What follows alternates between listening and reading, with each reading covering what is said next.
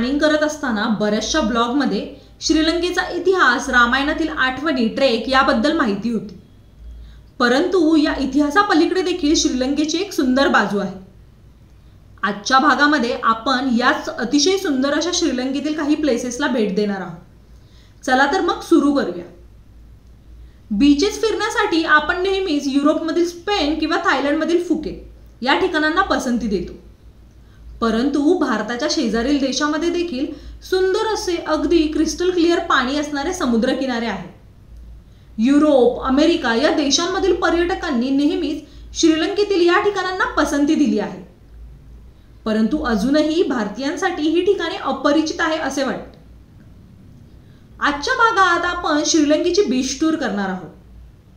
यामध्ये जवळपासची सर्व ठिकाणे, काही सिक्रेट प्लेसेस आणि तेथील सर्व माहिती असा एकंदरीत प्रवास करणार आहोत.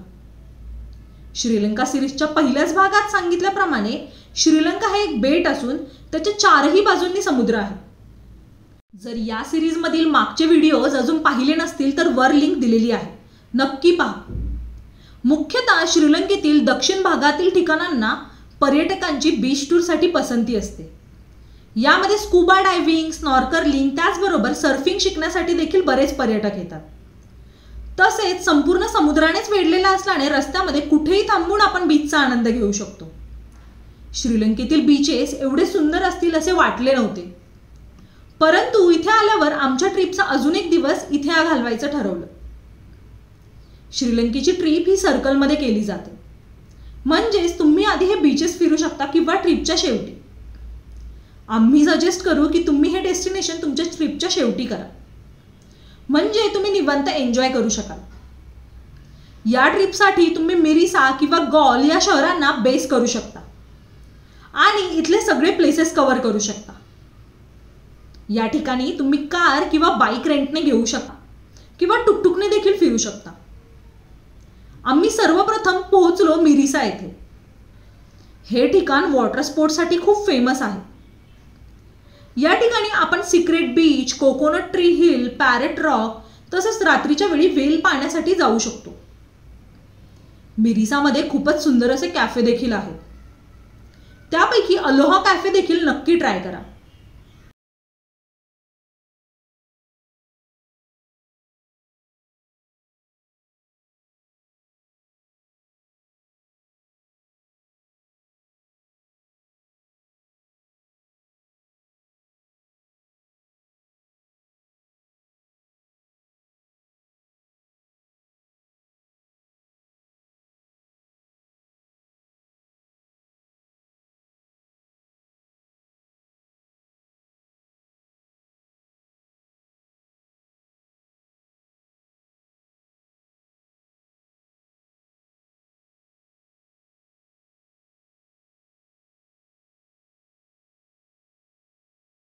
गॉल हा एक पोर्तुगीजांच्या काळातील किल्ला असून त्याच्यावरच आता आपल्याला लोकवस्ती पाहायला मिळते. त्यामुळे येथील घरे देखील आपल्याला त्याच काळची आठवण करून देतात.